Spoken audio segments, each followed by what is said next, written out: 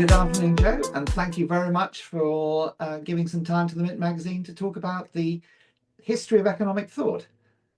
Good afternoon, Henry. How are you? I'm good, thanks. I'm good.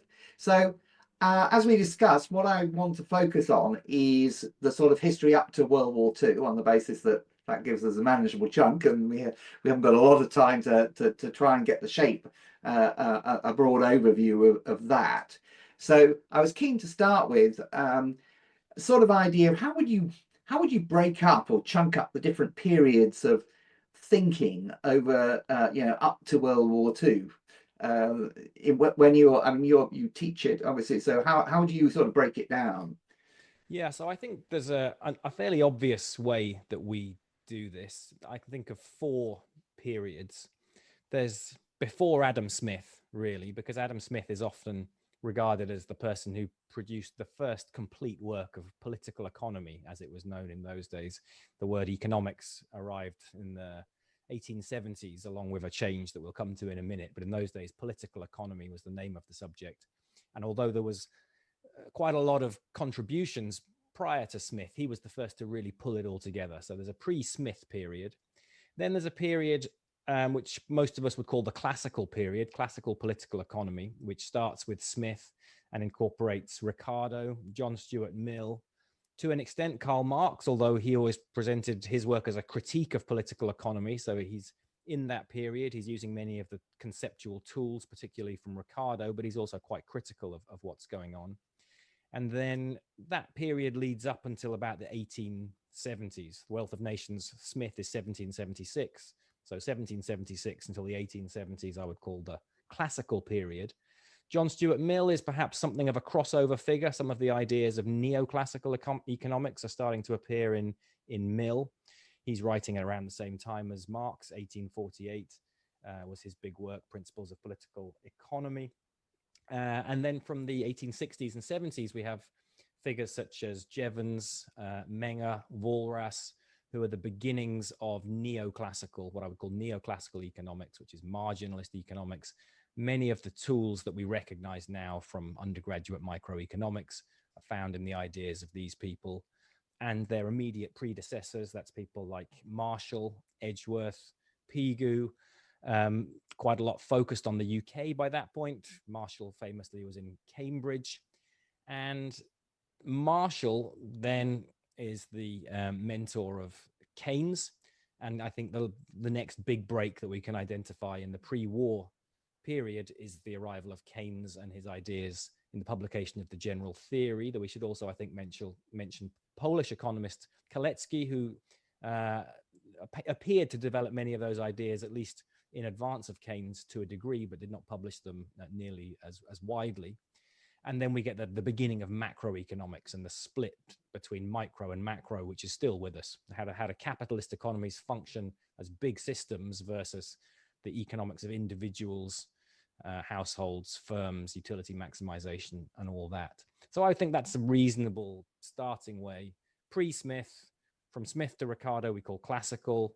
Then from the beginnings of neoclassical, which is around the 1870s, until Keynes, 1936, general theory, and then from the general theory to World War II would be the beginning of macroeconomics. But of course, that's a little bit crude. We could also say, for example, people like Veblen, an institutionalist, writing around 1900, late 1800s, was doing something sort of outside of a lot of that classification. Early monetary theory, people like Wicksell also writing late 1800s, early 1900s, and feeding into Austrian ideas. You could classify somewhat differently. So it's a bit crude the way I frame it, but I think that's a reasonable starting point. Okay, great. So if we start sort of pre-Smith then, and what the sort of main themes there and how that changed maybe into the period of the sort of classical period. Yes.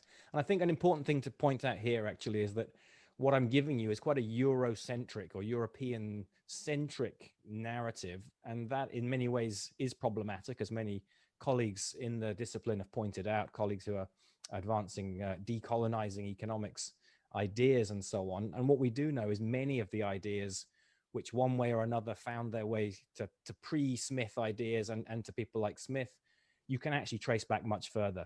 For example, in the period of Muslim dominance, many ideas of Arabic-speaking scholars, Indian scholars, you can trace back a long way. So I'm giving you a partial history here, partly because it's how I have learned it and how I know it. But I want to put that all histories are partial, aren't they? Exactly, and I want to put that caveat out there. You can dig around and find good stories about going much further back with these ideas and much broader as well, out of Europe and North America and so on.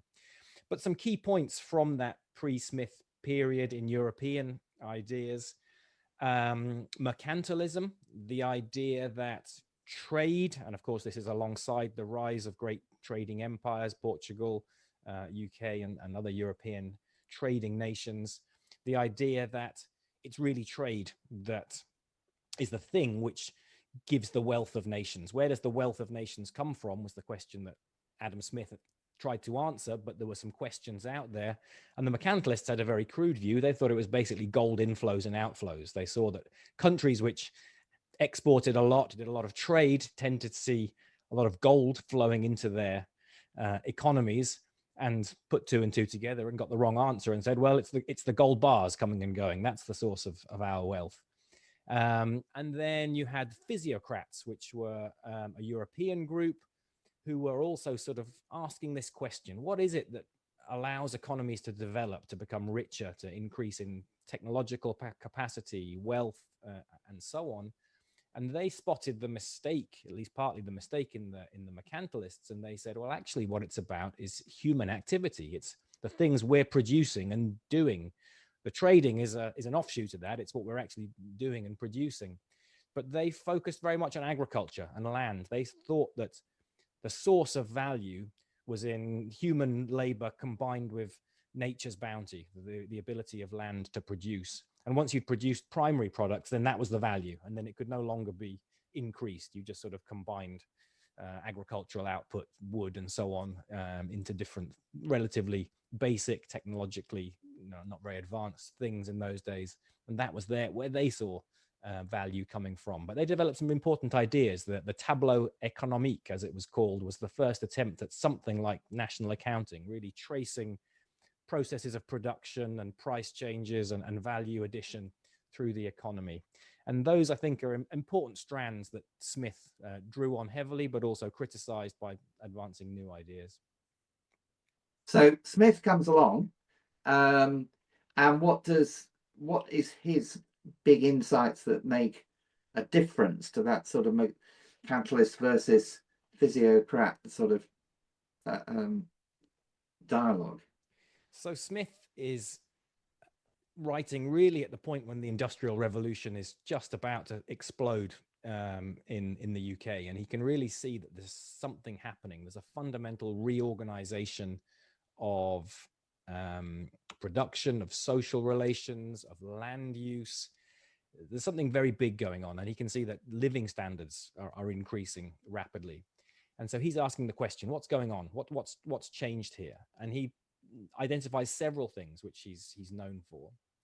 One is the idea that there's nobody in charge. Nobody had really thought of the question really clearly, I think, until this point, of once you haven't got kings and priests or some other kind of autocratic ruler in place to tell you who is who and which class is which and who are the people who have to do the actual building and who get to sit and enjoy the fruits of other people's labor, how does it all happen? How is it organized? And Smith had this extremely powerful insight that there's something about following one's self-interest and self-organization which produces an incredibly structured, detailed, and stable outcome, which appears to be much more powerful in terms of productive force and progressive force, in terms of moving us forward in technology, building new structures, than anything that had been seen before. And this is sometimes called Smith's idea of the invisible hand, although he never really used that phrase in the context in which we're now using it. It was much more specific in the time he was, when he wrote that phrase down.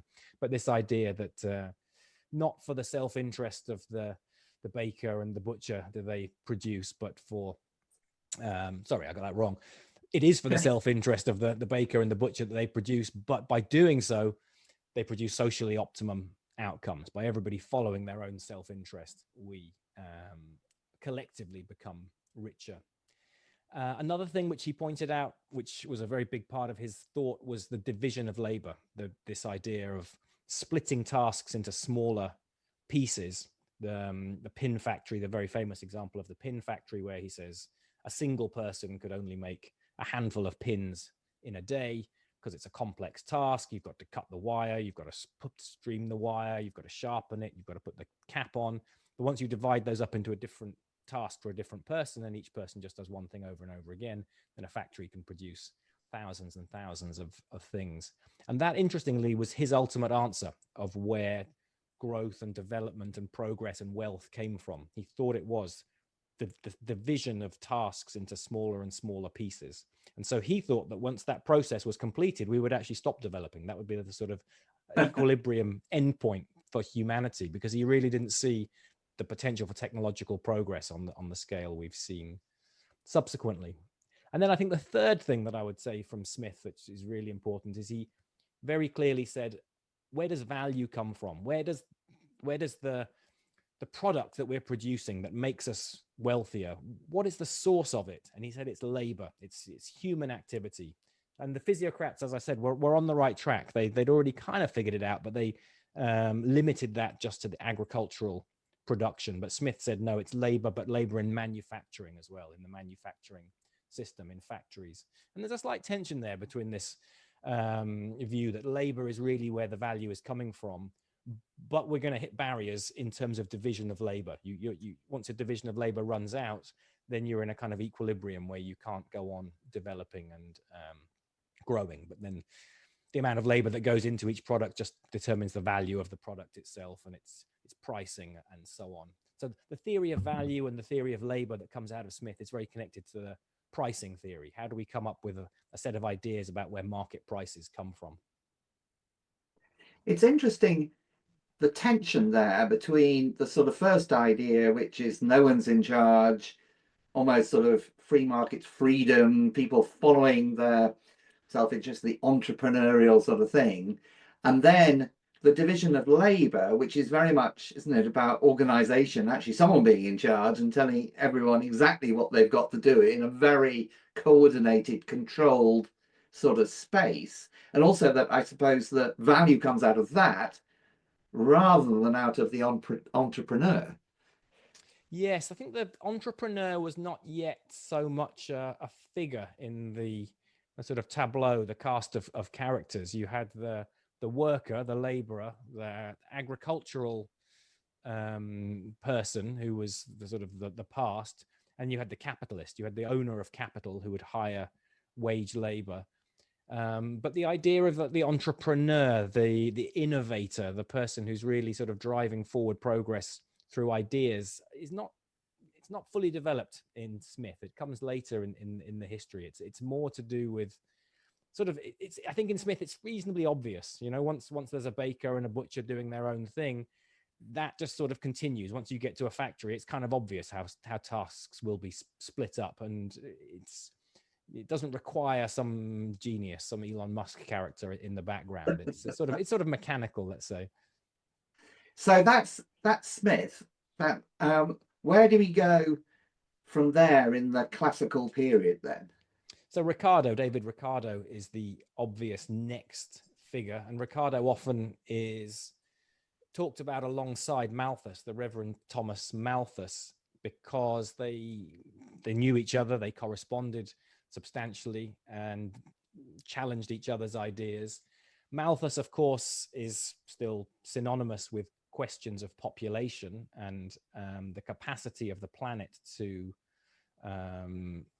sustain human life. And Malthus's big idea really was that agricultural production would grow in a linear way while the population would grow in an exponential way. And mathematically speaking, if those are your axioms, your starting position, at some point population growth is going to outrun production of food, and you're going to hit a starvation point, and Malthus was extremely pessimistic, and he thought there was just very little that could be done about this. You know, poor people were going to starve, and this was just a sort of natural way of the world, and the worst thing you could really do was to try and prevent it. The worst thing you could do was have, you know, something what we would call a welfare state these days, you know, provide some sort of subsidy to the poor, try and keep them alive. The best thing to do is just, you know, get it, it's unpleasant, but get it over with, in the same way that when you've got, you know, a mice infestation, the best thing to do is just nip it in the bud and get rid of it as quickly as possible. So very, very dismal ideas from Malthus. Of the two, Ricardo is the more sophisticated thinker in many ways, but Malthus, it does influence Ricardo. Ricardo takes this idea of the problem of agricultural production, and from this, he spins the most incredible theoretical framework, a class-based theoretical framework, taking from Smith a theory of value based on labor, thinking about how quantity of labor that goes into the productive process in some way will determine the value and therefore the price, the market price of the products. But he's thinking now of a three-way split where you've got industrial workers, capitalists, but you've also got landowners. And the problem with the landowners is they extract rent, and they are able to extract rent precisely because, as Malthus says, there's a limit to how much you can get out of the land. So the landowners who've got the best, most fertile land are able to extract a premium for that land, for the produce from it. And what Ricardo sees and lays out in a very clear, deductive, mathematical framework, effectively, I think one of the first really clear, almost macroeconomic models with lots of different well-specified pieces that all fit together. He lays out a process by which, as capitalist development continues, more factories are built, capitalists take enough share of the income that they can reinvest and produce new capital, which was the very progressive force that Smith had noted. Smith was very aware of problems of income distribution and sort of class conflict between workers and capitalists, but he thought over the long run, capital accumulation will make everybody better off. And so even though it's unpleasant and, you know, that factory floor conflict is a horrible situation, over time, it's the only way that we're going to get wealthier. And Ricardo had much the same view, but Ricardo added this very pessimistic note to Smith's quite kind of rosy vision that we would eventually converge on this steady state where we were much richer than we are now. At that point, actually, he thought wages would rise once the sort of conflict between capital and labor was dissipated a bit by everything slowing down and reaching an equilibrium. Ricardo introduced this idea that the landlords would take an ever greater share of national income because food production would be the bottleneck that then held back industrial production, because you have no choice but to pay your workers enough that they can eat. And that was basically seen as determining the wage level in those days. The wage was basically subsistence. It was enough to keep a worker alive.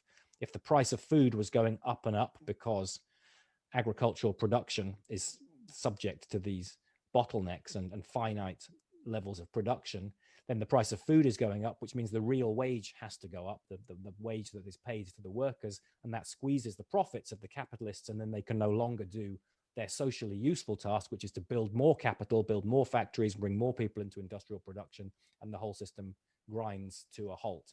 And so Ricardo was very connected to this issue, both theoretically, but also politically, because this was the time of the Corn Laws, when there was debate in Parliament. Parliament was, of course, very restricted in those days to wealthy individuals. A very small amount of the population could actually be in the Parliament. And the parliamentary split was between those who wanted to keep tariffs, barriers on European imports, particularly grain, and therefore keep the price of grain high. And that was the landlord faction in Parliament. And then a sort of incipient capitalist faction who wanted the opposite. Of course, Ricardo was very strongly on the side of the capitalists. He wanted the Corn Laws repealed. He wanted cheap grain from Europe because that could then drive forward capitalist accumulation. And that was Ricardo's other big area that he's now known for, is trade theory, the theory of comparative advantage, the idea that trading nations with specializations will do better from trading with each other, even if one has an absolute advantage, even if one nation is better at producing both cloth and wine than another nation, the weaker nation will do better by trading with that stronger nation in terms of the output that can be produced. That's often sort of cited as one of the really interesting results from economics that is counterintuitive. A lot of it at first glance just sort of looks like common sense, but Ricardo's theory of comparative advantage is really interesting, I think, because it does take quite a lot of work to convince yourself of the logic of it. And logically, it is very compelling. Of course, there are lots of very strong assumptions there which don't hold much of the time, but it's a very interesting piece of theory. Yes, we covered actually in the last issue Ricardo, and yes, the wider historical background to the whole cloth and port trade, which adds slavery, bullion, all sorts of political economy. Exactly. Tells a different story, doesn't it? But it's interesting. I mean, from Ricardo, you can almost see, that the capitalist as the hero to be supported, the landowners being the problem to be removed. And the need for trade. It's almost, you've got sort of modern capitalism, globalization, more or less, in Ricardo. Is that reasonable? You can certainly see a lot of it. And the period of late 1800s is a period of globalization. It's often cited as, a historical precedent of a strongly globalizing period. Of course, there are, as you say, many very specific factors, and we have to mention slavery and colonialism and imperialism and so on, because these are all important contributors to the rise of industrialization in the UK. There's a big debate at the moment about to what extent was slavery essential for industrialization, and I think most now agree that without slavery things would have turned out very differently. We don't know exactly how it would have turned out, but telling the story without those imperial and colonialist aspects misses out a big part of the story.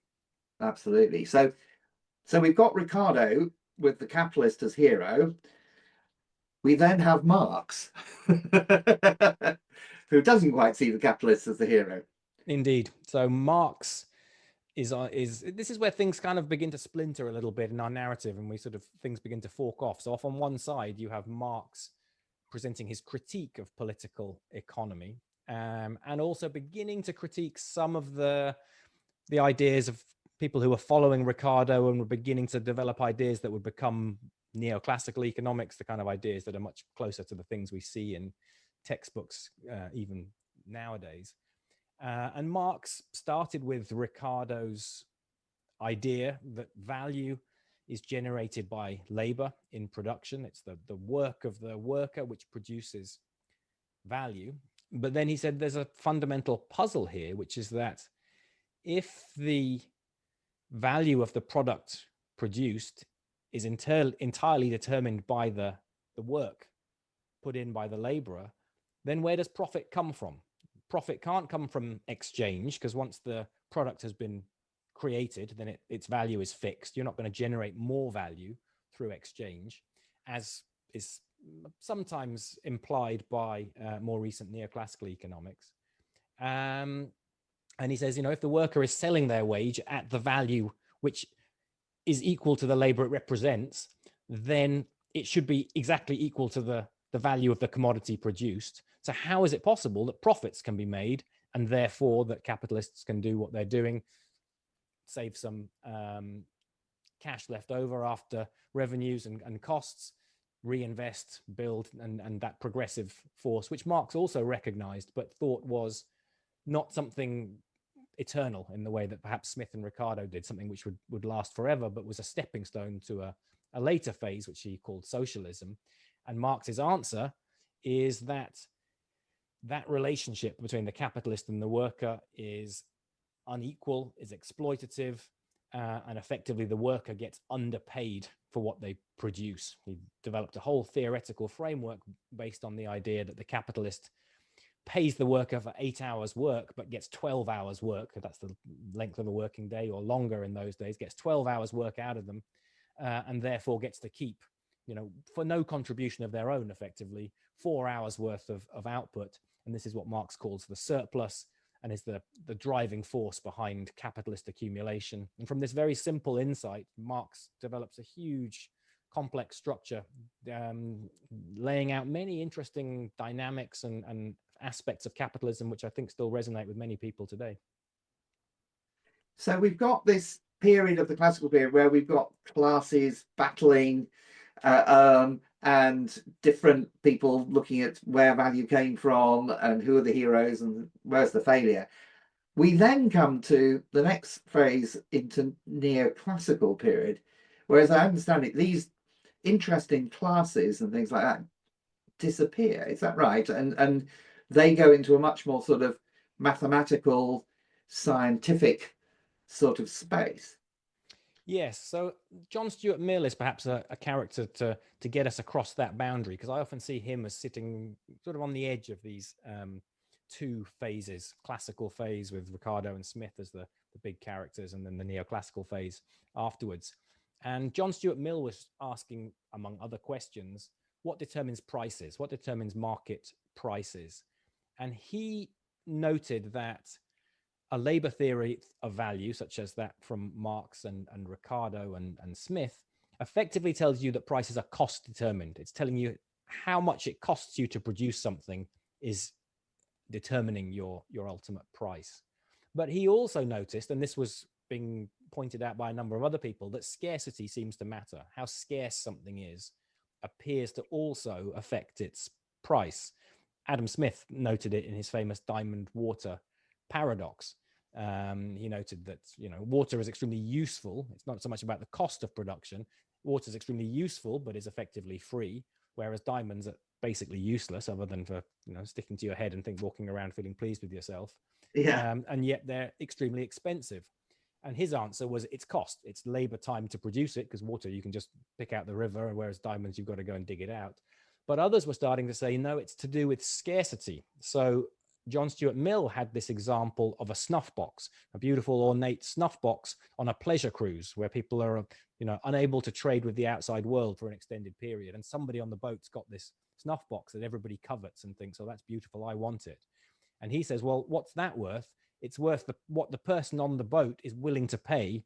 Whoever on the boat is willing to pay the highest price for that snuff box, that's what it's worth.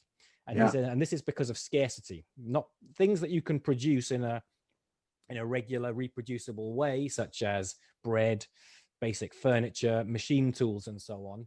In fact, in the factory system, and you can always build more factories if there's a shortage, ultimately those prices are going to be determined by your cost of production. But other things where you've got a scarcity involved, there's something else going on there. It's to do with limited supply and willingness to pay. And he thought that agriculture was a sort of combination. There's a scarcity effect and a production effect, drawing on Malthus and Ricardo's ideas. So, but he never quite figures it out. It basically ends up with three types of goods: you know, scarce luxury goods, produced, factory produced, standard goods, and then agricultural produce. And then the next group of people, such as Jevons in the UK, Menger, an Austrian, and Walras, a Frenchman, begin to put together the idea of a subjective theory of value, in contrast to an objective theory of value, which says it's about how much it costs, and how much it costs is basically how much you have to pay workers to produce it. It's a labor cost primarily, because capital costs were relatively low in those days. Labor was, it was very labor-intensive production processes. They began to say, well, actually value isn't objectively determined by cost of production and labor cost. It's subjectively determined by how much people are willing to pay. And this connects to utilitarian ideas, people like Bentham, who were starting to develop ideas about what does it mean? You know, what is our purpose of existence? You know, why do we exist? And what's the social good? The social good is the greatest happiness for the greatest number of people. What provides happiness? Consumption of goods.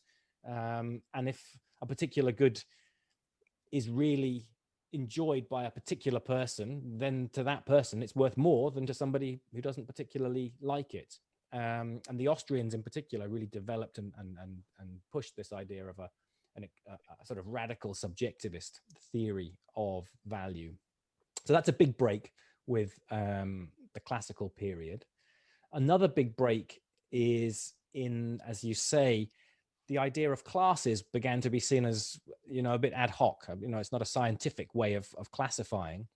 And so they began to think in terms of endowments and factors of production.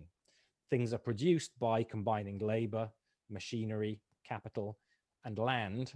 And different people just happen to have different endowments of these. You might actually have a bit of land and also your own labor. You might have previously been a landowner, but then moved into capitalist production by building factories, and you own some land and you own some capital. And they said, well, wouldn't it be more scientific just to go on the endowments, that the quantities of the factors of production that each agent owns, and then see how those are combined, rather than somewhat artificially splitting people into classes, worker, capitalist, landlord, as the classical thinkers had done. And is that where we lose the political in political economy, and we are moving into what is becoming called economics? Indeed, this is where the word economics is first used. I think it's Jevons who first suggests the word economics. I'm actually hesitating there. It's a while since I looked at this particular period in that detail. But yeah, the word economics, it might have been Jevons or it might have been Edgeworth. It was one of those two.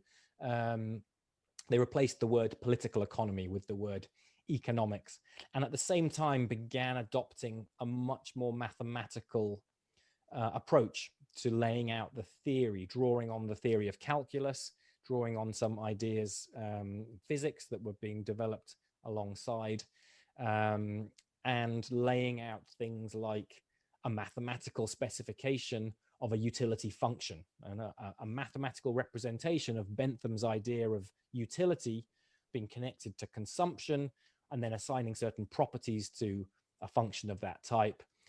In particular, the idea of the margin, or declining marginal utility. The more units of a good you consume, the less extra utility you get from each one, or declining marginal productivity. The idea that as you add a particular factor of production to the productive process, as you add more workers, each worker will add to your output, but not add as much as the previous one. So you get a declining increase in your output. And these ideas were very amenable to things like the calculus, because you've got nice, smooth, convex functions that you could then line up against things like budget constraints represented as linear functions, find points of intersection where the tangent hits the budget constraint, and then solve these using mathematical techniques. So that's the beginnings of neoclassical economics, with people like Jevons, Menger, and Walras. And that sort of development trajectory then is somewhat disturbed by the crash, is it? Is that what gives the entry for Keynes, the 1928? Yes. After Jevons, Menger, and Walras, there's another generation of neoclassical economists. People like Marshall is the most prominent figure, probably, but also Edgeworth and Pigou.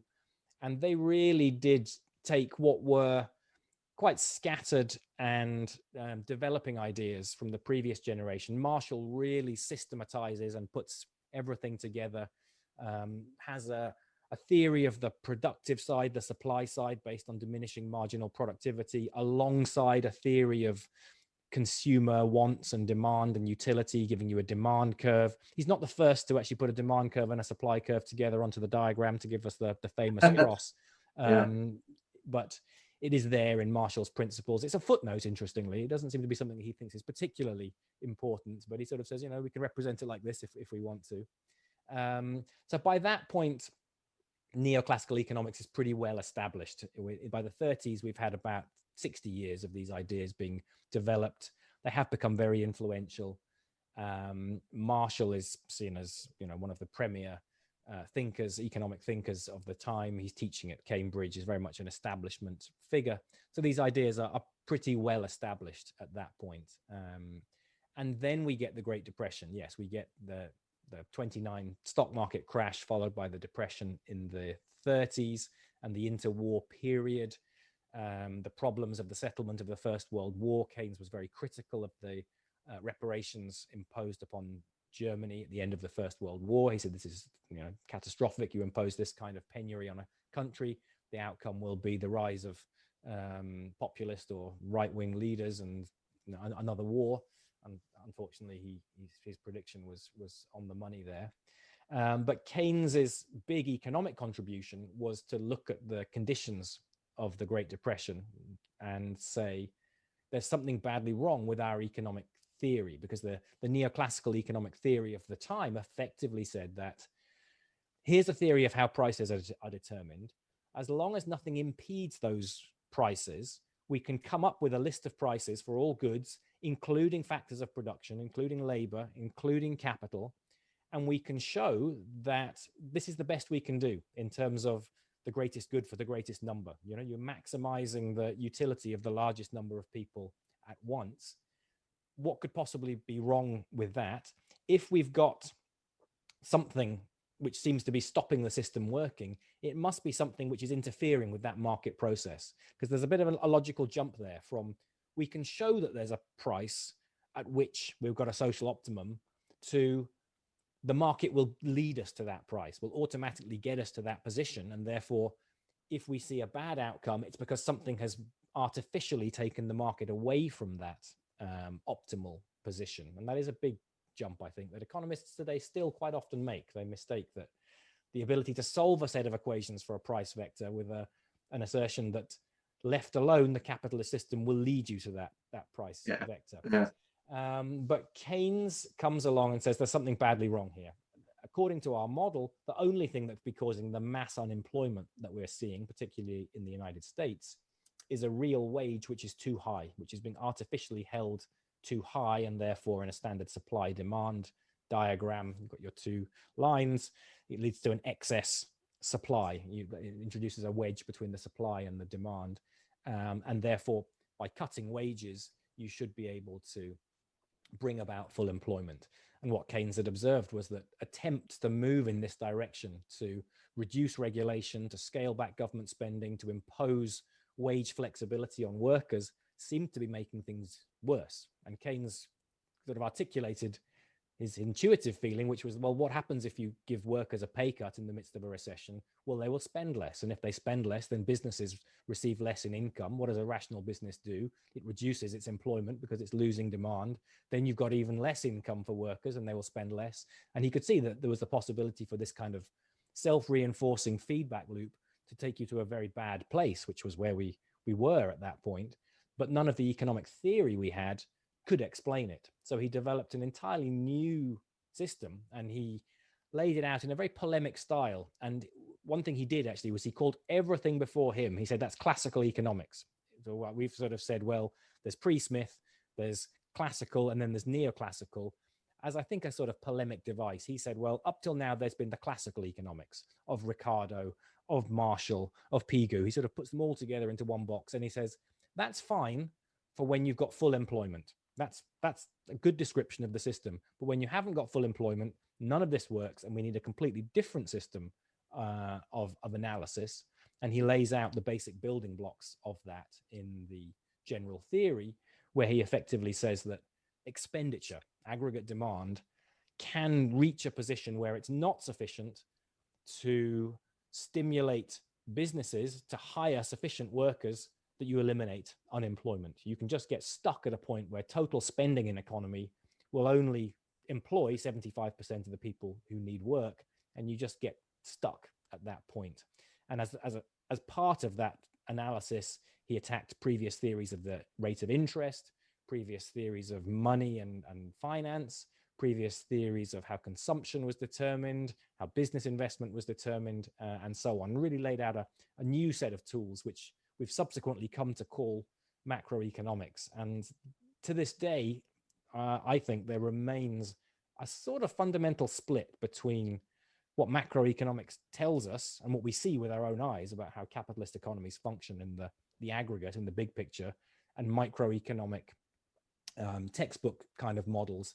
And we still don't, I think, have a reconciliation. I mean, there have been a whole bunch of attempts. New Keynesian dynamic stochastic general equilibrium is the most obvious recent attempt to use microeconomic tools to do macroeconomic analysis, but that has hit a lot of barriers, which are probably a topic for a different video. So I won't get off topic there. So, yeah, it's sort of really interesting to look at that, because it seems Yeah, we can see in the maybe the classical period the sort of story about the birth of capitalism and capitalists and the conflict, and then neoclassical comes along and almost then creates the birth of micro as we still almost see it, and tries to remove the political, well, does remove the political. And then Keynes seems to bring back the political in a sense, in that government suddenly has a role and introduces a sort of dynamic modeling approach or understanding of systems, as opposed to maybe the more static neoclassical of all heading for an equilibrium. Is that a reasonable sort of overview? I think there's a lot going on there, and this is where we can spend a lot of time and get into some quite thorny territory. So let's there's a couple of different things. I mean, one is political versus not political. Another is static versus dynamic. So let's kind of think about those perhaps separately, although of course they're linked. Absolutely, Smith and Ricardo saw themselves as having a connection to political stories, political analysis, political action in Ricardo's sense, you know, who's advocating for very specific political policies. But they thought they were doing scientific analysis of how a system worked. But some of the categories they used were things like what we call social class now, which are now much more associated with people on the left, for example, tend to talk about social class in the sense of your place in the system of production. Of course, there's plenty of stuff on the right at the moment about class and identity politics, but that's a different discussion again for another video, which I'm sure you'll be doing. But I also think that neoclassical economics is political in a sense that it lays out a particular vision of how capitalist economies work and the correct way to regulate them. And even that can be kind of hard to pin down. For John Stuart Mill, for example, who I think sits kind of on the edge of these ideas, and you can see a lot of neoclassical thinking in him, is a socialist. I mean, he's very openly socialist, and he says, you know, that he was in favor of 100% taxation on landowning basically immediately. I mean, he didn't think that landowners should get any more wealth ever, that it should all be transferred to the state and used for redistribution. So he could hold these ideas simultaneously. Some of the early people in terms of general theory, at least partly, thought of themselves as thinking about what a socialist government could do. The early ideas of general equilibrium were actually, at least in some minds, coming up with ideas about how planning could be done. So I think we actually have to be quite careful about assigning very clear political ideology or content to some of these ideas, or saying it's absent. It's certainly the case that much of what comes out of that period and becomes post-war textbook economics, micro in particular, does become very kind of bland and ostensibly neutral and scientific, but probably hiding political ideology behind it in some ways. Certainly can be co-opted by people who want to push a very strong free market kind of idea. A crude understanding of neoclassical ideas, I think, can lead you to say things about supply and demand and deregulation and getting the government out of the way. But I think Marshall, I think, also was quite socially minded in many ways. So I've got to be a bit careful with how we frame that. Keynes was absolutely a political creature, you know, to his core. Everything was about politics to Keynes, and I think even the general theory to him was a political intervention, despite the fact that it was a hugely important theoretical intervention. So I think it's a really complicated one, the politics.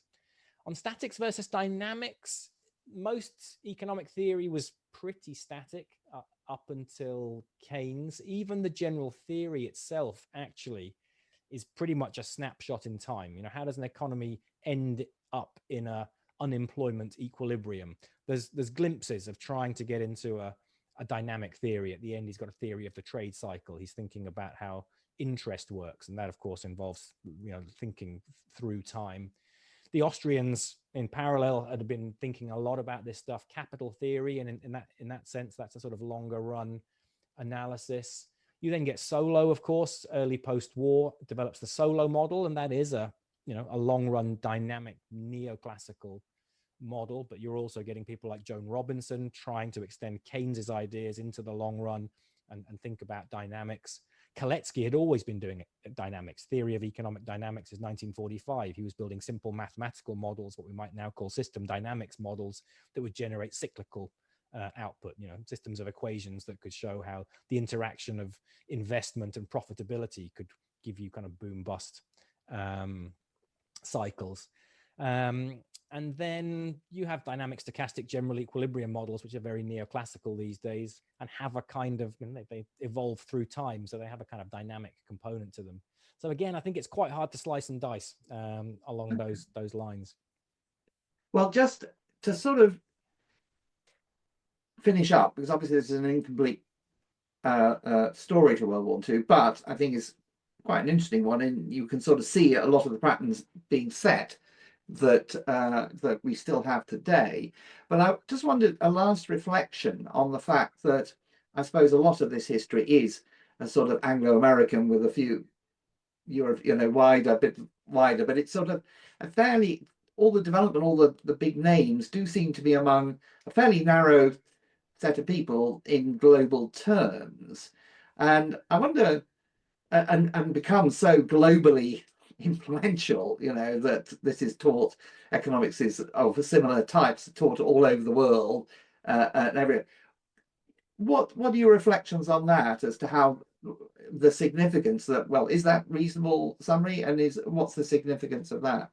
Yes, I mean, I think that's right. It's not purely Anglo-American because the Austrians are well represented in history, the Swedes, Wicksell, Gunnar Myrdal, people like that, Jan Tinbergen, Dutchman. I mean, there are lots of examples of Europeans, but Northern Europe and North America does cover a pretty large amount of it.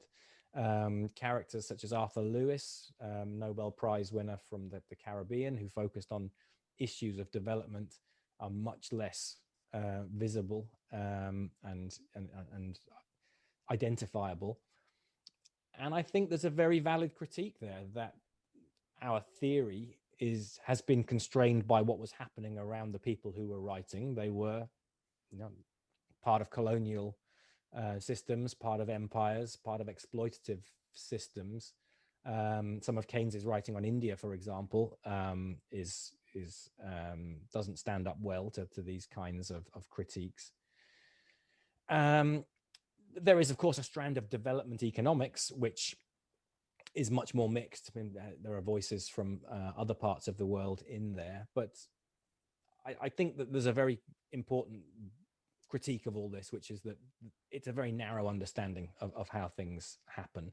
In particular, macroeconomics, I think, is very much the macroeconomics of how rich economies function. I mean, modern textbook macro, as I teach it, is about how labor markets, conflict between labor and capital in labor markets leads to inflation, and central banks adjust interest rates so as to adjust employment effectively and sort of control that wage price spiral dynamics.